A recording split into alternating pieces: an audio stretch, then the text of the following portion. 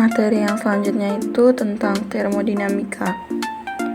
Jadi termodinamika ini kalau dalam ilmu fisika merupakan ilmu yang mempelajari tentang usaha serta perpindahan kalor yang menjadi energi dan sifat-sifat yang dibawanya.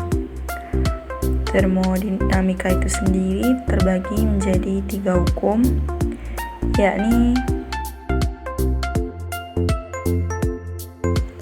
hukum pertama termodinamika itu menyatakan tentang kekekalan energi. Jadi, perubahan energi dalam suatu sistem termodinamika yang tertutup itu sama dengan total energi kalor yang diberikan ke dalam sistem dan kerja yang dikerjakan terhadap sistem tersebut.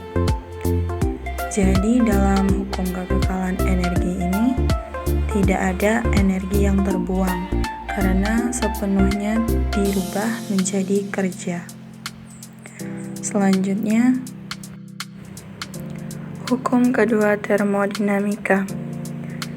Jadi untuk hukum kedua termodinamika ini menyatakan bahwa entropi adalah tingkat ketidakteraturan atau tingkat tidak stabilnya suatu sistem.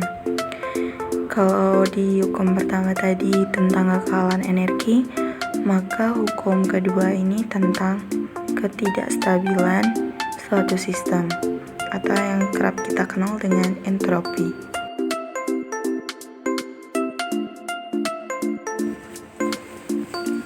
Lalu hukum ketiga termodinamika yang membahas tentang temperatur atau suhu. Hukum ini menyatakan bahwa saat sistem mencapai temperatur 0 absolut, maka semua proses akan berhenti dan entropi sistem akan mendekati nilai minimumnya. Itulah tadi 3 hukum termodinamika. Sekarang kita masuk ke persamaannya.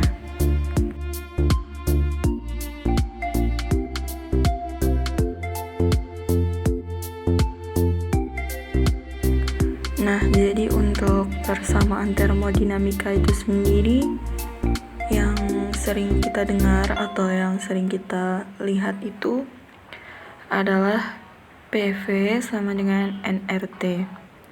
Karena N itu merupakan hasil bagi dari M per M, jadi bisa kita rubah menjadi PV sama dengan N per M dikali dengan RT. Lalu untuk M itu sendiri merupakan bisa kita ubah dengan persamaan massa jenis, dan persamaan dari P itu menjadi Rho per M dikali dengan RT. Nah, persamaan ini akan diselesaikan oleh persamaan proses untuk penjelaran energi di dalam gas. Proses itu berlangsung cukup cepat ya, sehingga tidak sempat ada pertukaran kalor antara bagian-bagian gas. Dan untuk perambatan gangguan itu berlangsung secara adiabatik, dirumuskan sebagai berikut.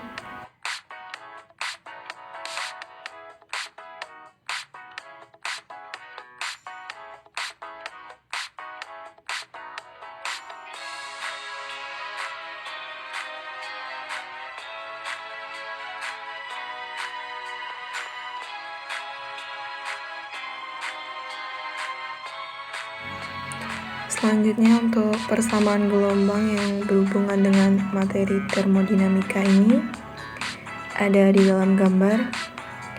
Nah, di gambar itu ada perubahan panjang ya ketika dari kedua sisi dari tabung itu ditekan. Akibat adanya gangguan tekanan di bagian kiri dan kanan yang tidak sama itu karena kan besar yang kanan kalau kita lihat. Itu gayanya jadi dapat dirumuskan seperti ini.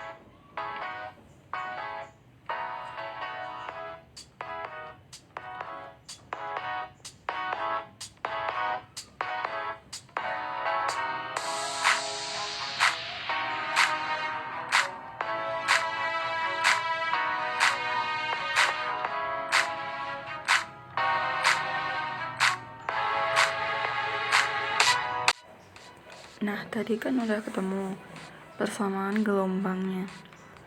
Sekarang kita bahas intensitas gelombang. Apa sih intensitas gelombang itu? Jadi, I itu adalah daya gelombang yang dipindahkan melalui bidang seluas 1 yang tegak lurus pada arah cepat rambat gelombang. Nah, untuk definisi taraf intensitas itu sendiri, untuk TI itu sama dengan 10 log I per I0, di mana I itu merupakan intensitas bunyi dengan satuan watt per meter kuadrat, dan untuk I0 itu sendiri merupakan intensitas standar yang bernilai 10⁻⁻12 watt per meter kuadrat. Nah, untuk satuan dari TI itu sendiri adalah desibel, sesuai dengan nama penemunya.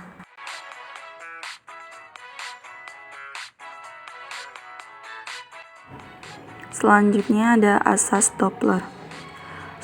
Asas Doppler ini menyatakan bahwa bila sumber bunyi bergerak mendekat, suara terdengar meninggi, dan bila sumber bunyi bergerak menjauh, maka suaranya akan terdengar lebih rendah atau lebih kecil. Nah, ini bisa kita amati melalui saat ada misal ambulans yang lewat. Saat kita sedang duduk-duduk di depan rumah, kemudian ada ambulans yang lewat, maka dari kejauhan, suara ambulans yang tadinya kecil, ketika semakin mendekat akan semakin kencang suaranya.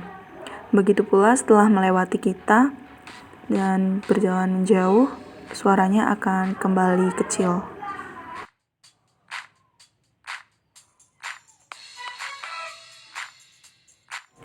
Selanjutnya, untuk perumusan efek Doppler ini sendiri adalah Fp sama dengan V plus minus Vp per V plus minus Vs dikali dengan Vs. Ini apabila diperhatikan hambatan udaranya ya. Karena kalau ada bunyi pasti akan merambat melalui medium, dan di efek Doppler ini mediumnya adalah udara. Tanda aljabar positif dan negatif itu adalah atau bisa digunakan bila Vm, Vp, dan Vs itu bergerak ke kanan dan S berada di sebelah kiri P atau garis hubung SP ke kanan. Jika Vm-nya itu 0, maka Fp akan sama dengan Fs dikali V ditambah dikali V plus minus Vp per V plus minus Vs.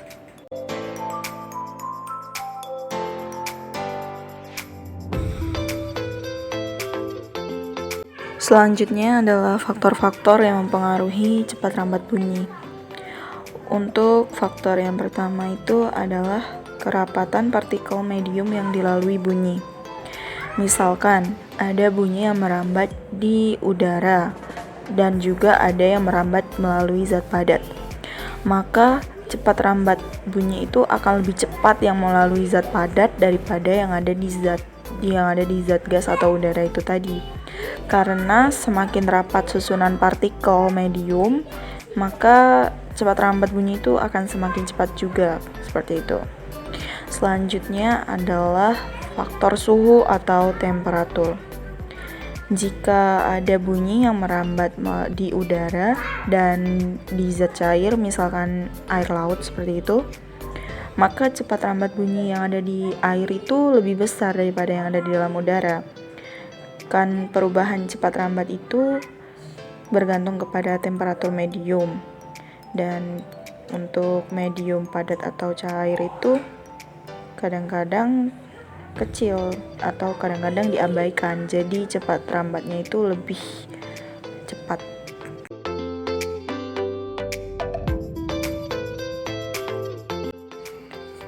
Lalu ada aplikasi dari gelombang bunyi, yakni alat-alat yang mengaplikasikan prinsip-prinsip dari gelombang bunyi untuk bekerjanya.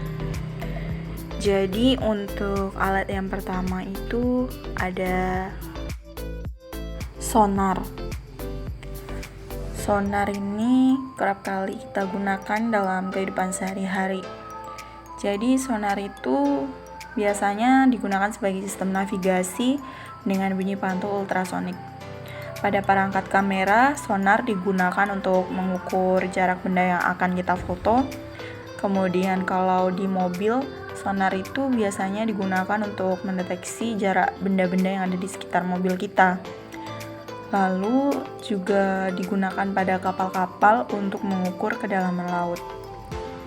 Jadi nanti di kapal tersebut akan mengirimkan sinyal ke dasar laut yang kemudian akan dipantulkan kembali menuju ke kapal sehingga kedalaman laut itu dapat dideteksi. Lalu ada ultrasonografi. Ultrasonografi atau yang kerap kita kenal dengan USG ini adalah teknologi yang digunakan untuk mencitrakan bagian dalam tubuh manusia. USG digunakan untuk melihat perkembangan janin dalam kandungan. USG memiliki 3 bagian utama, yaitu transducer, monitor, dan mesin USG. Prinsip kerjanya menggunakan konsep pemantulan bunyi, yaitu transducer ditempelkan pada bagian organ yang ingin dilihat citra bagian dalamnya. Kemudian di dalam transducer ini terdapat kristal yang dapat digunakan untuk menangkap gelombang yang disalurkan. Gelombang yang diterima kemudian akan diubah menjadi gelombang elektronik dan masuk ke mesin USG. Data elektronik tersebut diubah menjadi data gambar yang ingin ditampilkan ke monitor. Yang ketiga ada ekokardiogram. Jadi ekokardiogram ini adalah suatu teknologi dalam bidang kedokteran yang dapat digunakan untuk mengukur kecepatan aliran darah kita. Kecepatan aliran darah diukur menggunakan efek Doppler. Bunyi ultrasonik itu yang dari alat diarahkan menuju pembuluh nadi kita, dan pergerakan gelombang bunyi tersebut yang akan mengikuti kecepatan aliran darah kita.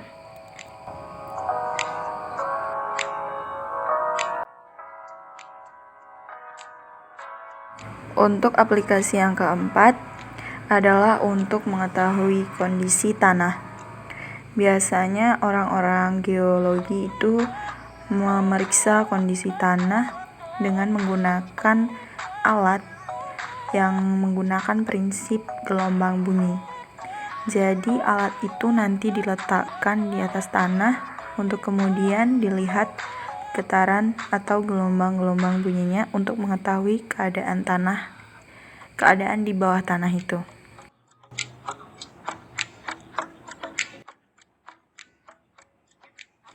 Selanjutnya adalah aplikasi gelombang bunyi untuk alat pendeteksi keretakan logam. Jadi untuk orang-orang yang bekerja di bidang perminyakan biasanya menggunakan alat yang satu ini untuk mengecek keretakan dari pipa-pipa logam mereka.